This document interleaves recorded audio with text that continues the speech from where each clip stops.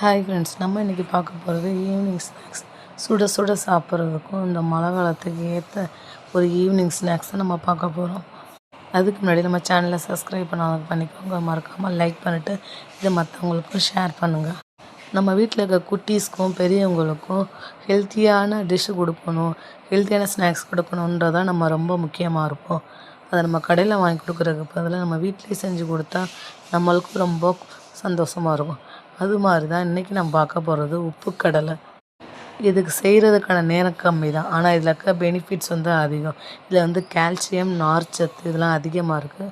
அதுபோக weight loss பண்ணுறவங்களுக்கு இந்த உப்பு கடலை ரொம்ப யூஸ்ஃபுல்லாக இருக்கும். அதுபோக எலும்பெல்லாம் வலுவாகிறதுக்கும் இந்த உப்பு கடலை யூஸ்ஃபுல்லாக இருக்கும். அதனால் நீங்கள் சின்ன பசங்களுக்கும் சரி பெரியவங்களுக்கும் சரி இதை நல்லா சாப்பிடலாம்.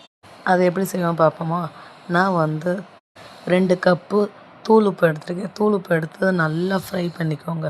அந்த தூள் உப்பு நல்லா ஹீட் ஆனதுக்கப்புறம் கருப்பு கொண்டக்கடலை எடுத்து அதில் போட்டு கொஞ்சம் கொஞ்சமாக போட்டு நல்லா ஃப்ரை பண்ணிங்கனாவே அது கொஞ்சம் கொஞ்சமாக வெடிச்சிட்டு வரும்.